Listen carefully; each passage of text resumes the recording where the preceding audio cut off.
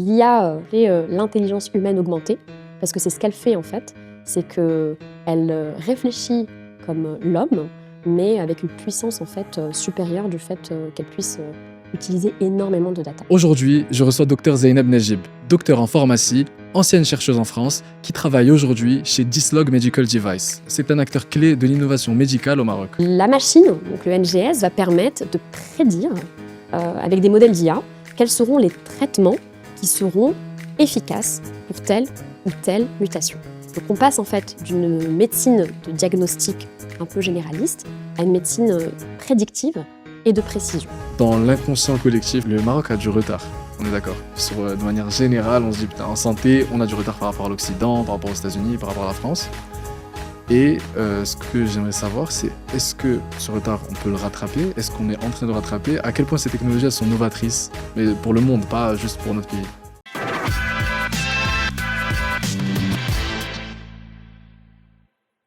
Bonjour Zeynep, merci beaucoup d'être là sur Sans Ordonnance aujourd'hui. Donc, tu es docteur en pharmacie, tu as passé 15 ans en France dans des grands labos pharmaceutiques. Tu as fait de la recherche clinique notamment. Et aujourd'hui, tu es chez Dislog Medical Device. Donc, vous êtes distributeur de dispositifs médicaux. On entend tous distributeurs, dispositifs médicaux, mais c'est quoi concrètement? Alors déjà Camille, je te remercie pour l'invitation. Alors Dislog Medical Devices, c'est un one-stop shop des équipements médicaux et des innovations au Maroc et en Afrique. Dislog Medical Device, c'est 5 filiales qui sont Eramédic, Afrobiomédic, Scomedica, Pharmalac et Megaflex et qui sont chacune en fait expertes dans des domaines très particuliers. Et toutes ces filiales travaillent en complémentarité et en synergie au sein de Dislog Medical Device pour rendre accessible l'innovation MedTech au Maroc et en Afrique. Et parallèlement, face à ces machines, on a surtout chez DMD de l'humain. Ce sont des femmes et des hommes qui œuvrent chaque jour aux côtés des professionnels de santé pour rendre possible cet accès à l'innovation, pour améliorer la prise en charge des patients au Maroc. Ok, donc moi je suis un professionnel de santé. Plein de nos auditeurs sont des patients ou des médecins. À quel moment est-ce qu'ils vont croiser DMD?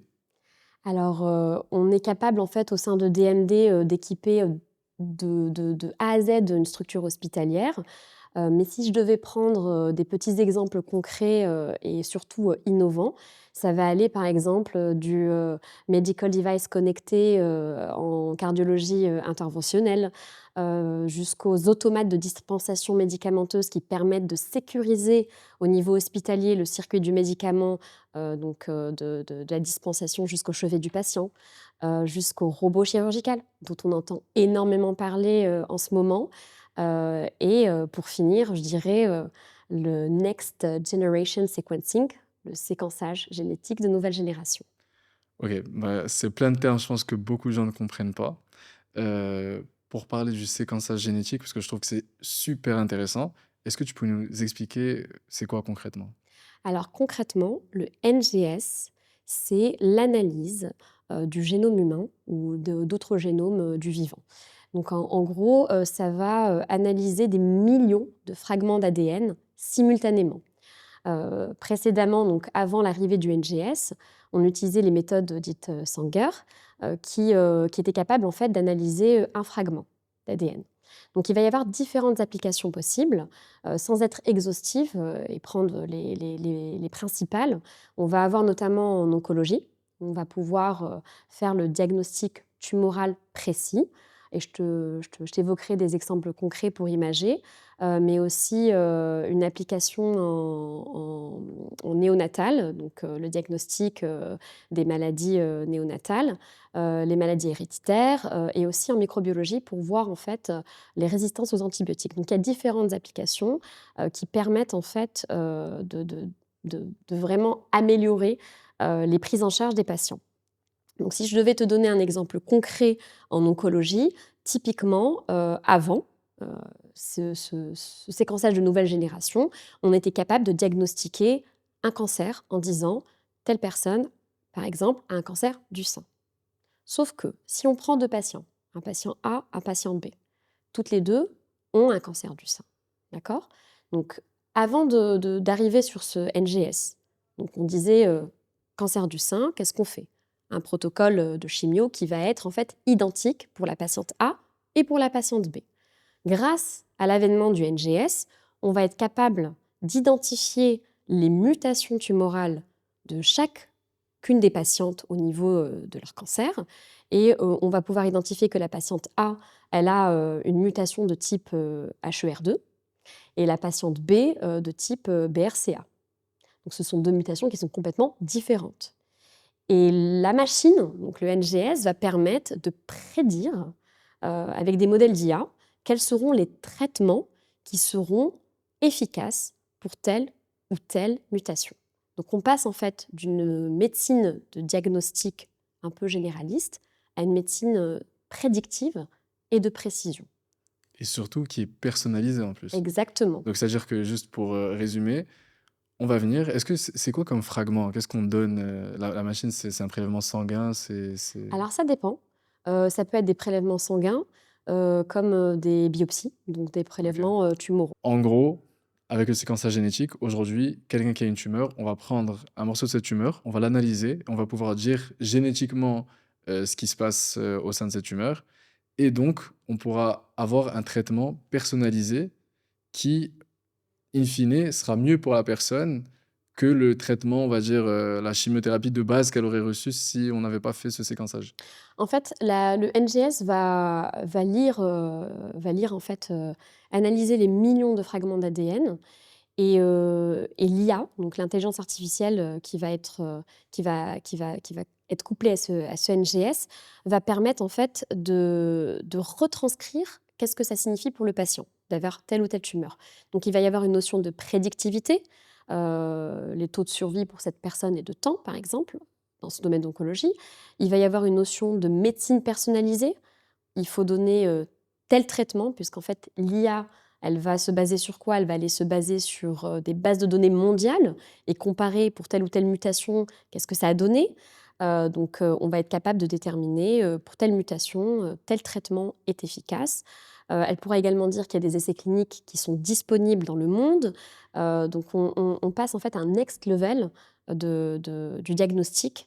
On n'est plus sur, on diagnostique un cancer, mais on diagnostique un cancer avec telle mutation et on est capable en fait de le traiter avec tel traitement, pour, augmenter les chances de survie du patient. Juste pour être clair, cette technologie est disponible actuellement au Maroc? Bien sûr, c'est distribué, donc chez DMD, par notre filiale Megaflex, via, donc un fournisseur, américain qui est, Illumina et qui est, leader sur le marché, du NGS mondial.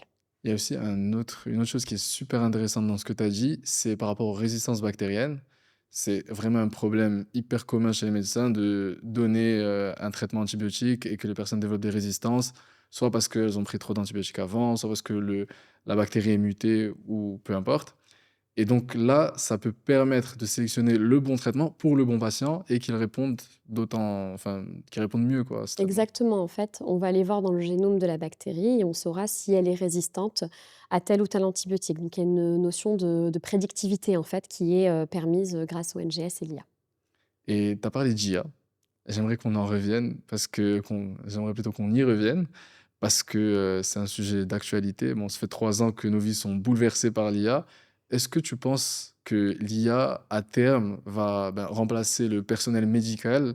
Parce que bon, j'imagine que le NGS, il y a bien des personnes derrière, derrière ces machines. Quel est le rôle de l'IA? Où est-ce que son rôle s'arrête et où est-ce qu'entre l'humain, en fait?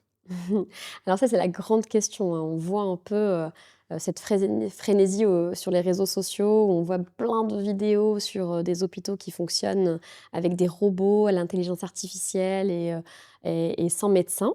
Alors, moi, je vais donner ma propre lecture, puisqu'il y a pas de réponse, en fait, exacte. Mais ma lecture, c'est que, l'IA et le professionnel de santé doivent fonctionner comme un couple, en fait.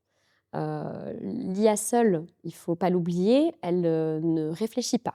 C'est une intelligence qui est dite artificielle, mais elle ne va pas réfléchir. Elle va apprendre de l'homme. Toutes les données, en fait, qui sont insérées et qui sont, utilisées par l'IA, ce sont des données qui sont générées par les professionnels de santé. Donc le professionnel de santé, c'est lui finalement qui a le lead dessus. L'IA va l'aider à aller, un cran au-dessus sur la précision, sur, la détection, de choses, qui sont invisibles à l'œil humain. L'IA va être capable de mouliner, des millions de données, ce qui ne serait pas possible pour le professionnel de santé enfin, à lui seul. Donc il faut que le professionnel de santé vive avec son temps, un peu comme quand on a eu, internet qui est arrivé. Il faut se former à ces nouvelles technologies, il faut, les dompter, prendre le meilleur puisque l'IA peut encore faire des erreurs, dans certains domaines, hein, on le voit. Mais au fur et à mesure, elle s'améliore. Donc je pense que, l'IA, devrait, plutôt que s'appeler, l'intelligence artificielle, s'appeler, l'intelligence humaine augmentée. Parce que c'est ce qu'elle fait en fait, c'est qu'elle, réfléchit comme, l'homme, mais avec une puissance en fait, supérieure du fait, qu'elle puisse, utiliser énormément de data. Donc je ne serai pas au chômage demain, quoi. Non, surtout pas. Et sans oublier en fait que le rôle principal du professionnel de santé, c'est aussi, son contact avec le patient, c'est extrêmement important de pouvoir, rassurer le patient, passer du temps en fait, dans le diagnostic, mais aussi, dans l'annonce, de ce diagnostic et puis, heu, voilà, il faut absolument pouvoir, faire travailler, l'un et l'autre, en complémentarité.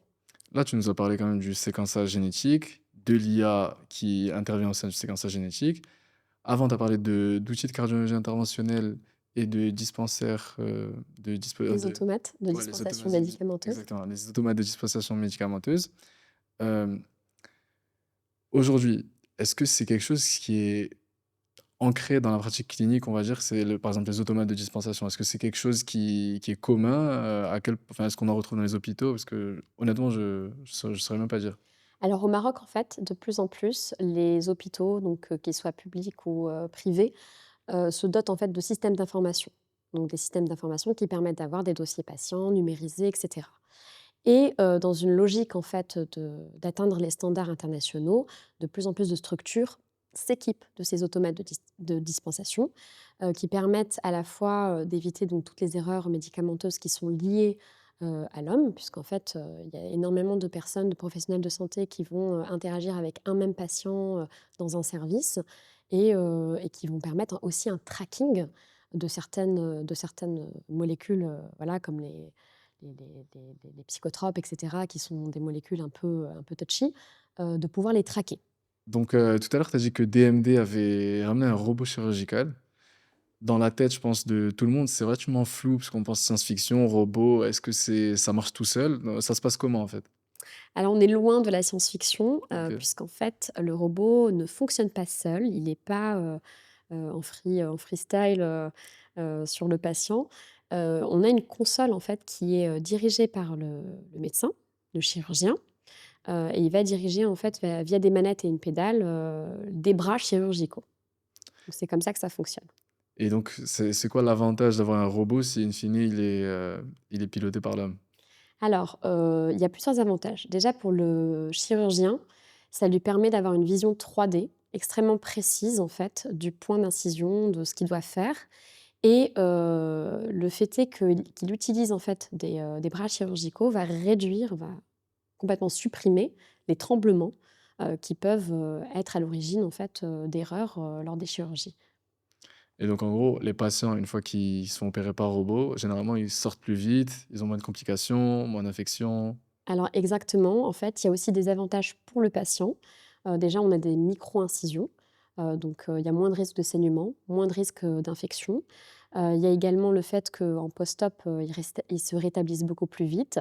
Donc voilà, donc il y a différents avantages à la fois pour le chirurgien et pour le patient. Et est-ce que le robot, il a 2 bras comme un chirurgien ou il y a plus Il y en de a plusieurs. OK. OK, donc, un robot avec plusieurs bras, un chirurgien derrière une console. Oui. Est-ce que l'IA rentre aussi dans cet écosystème, on va dire? Non, l'IA ne rentre pas dans cet écosystème. Par contre, ce qui est intéressant, c'est qu'en fait, nous, chez DMD, nos équipes, en fait, vont former les professionnels de santé, à ces technologies, donc notamment aux robots, via des workshops et cetera. Et il y a aussi la possibilité de le faire en console de simulation. Donc il y a des simulations qui sont possibles, pour vraiment, s'entraîner aux gestes, à bien prendre en main, le robot, les manettes et cetera. Donc il y a toute une formation, qui est réalisée, en amont. Est-ce que si enfin, dans l'inconscient collectif, on va dire, ou dans le subconscient collectif, le Maroc a du retard. On est d'accord. De manière générale, on se dit, putain, en santé, on a du retard par rapport à l'Occident, par rapport aux États-Unis, par rapport à la France. Et ce que j'aimerais savoir, c'est est-ce que ce retard, on peut le rattraper? Est-ce qu'on est en train de le rattraper? À quel point ces technologies, elles sont novatrices, mais pour le monde, pas juste pour notre pays? Alors, je dirais pas que le Maroc est en retard parce qu'en fait, aujourd'hui, grâce à l'écosystème, de la medtech au Maroc, les structures hospitalières à la fois, publiques et privées, sont équipées en fait des best in class de ce qu'on peut retrouver à l'étranger.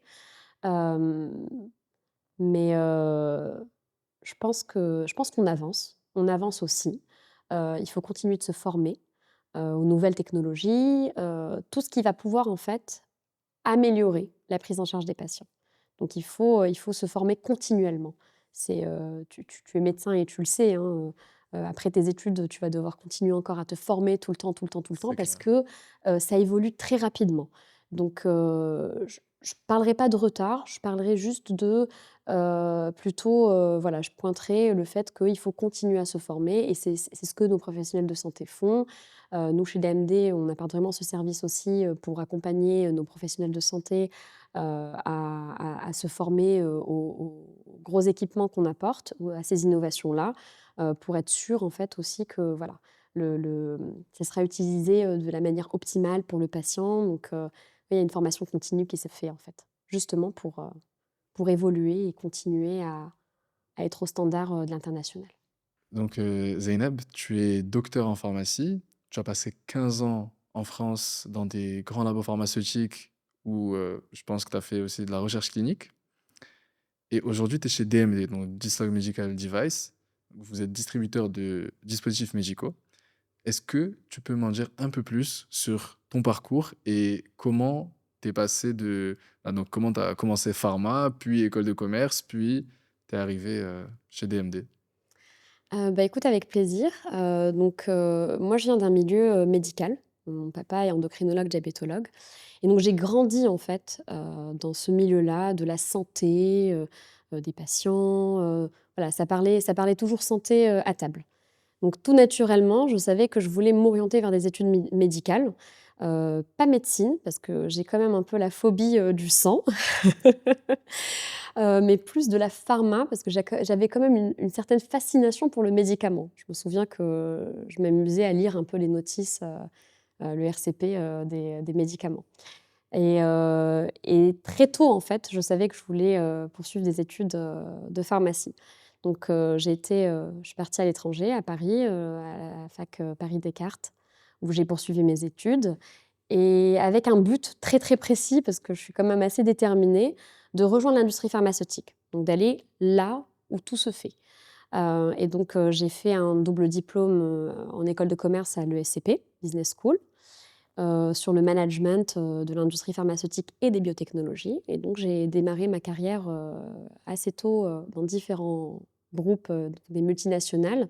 D'abord en oncologie et j'ai d'ailleurs, travaillé, dans la médecine personnalisée de prédiction, de précision donc sur des thérapies ciblées en oncologie et ensuite, j'ai évolué, en immunologie inflammation, sur diffé d dans différents départements, notamment aussi en affaires médicales où j'ai, participé, à la recherche clinique en mettant en place avec, des KOL, des grands centres hospitaliers, des études cliniques. Tout ça pour, œuvrer, à l'amélioration de la prise en charge des patients.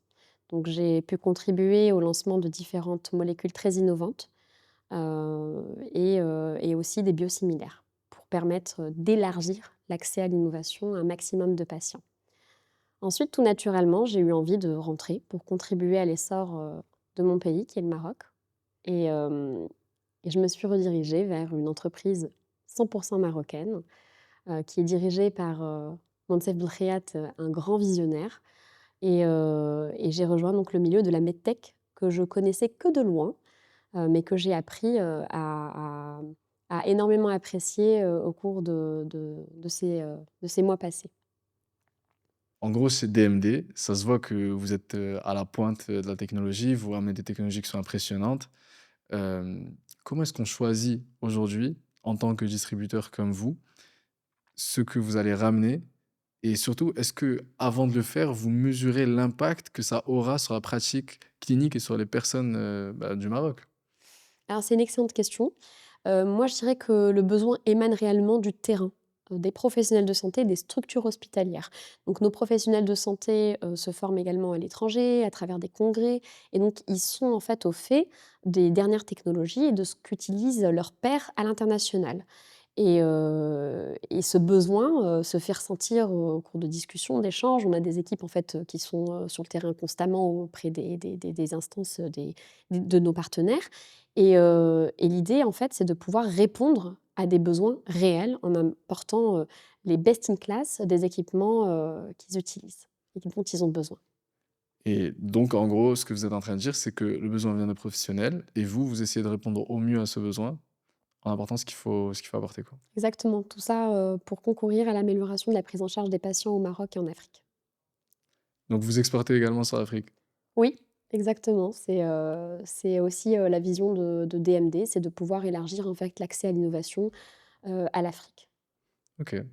Bah, Zeynep, en tout cas, merci beaucoup, pour votre temps. Enfin, pardon. En tout cas, Zeynep, merci beaucoup pour ton temps. Merci à toi. C'était vraiment un plaisir Plaisir partagé, merci. et merci à vous qui nous écoutez. Si ce podcast vous a plu, n'hésitez pas à vous abonner et on se retrouve très bientôt dans un autre épisode de Sans ordonnance.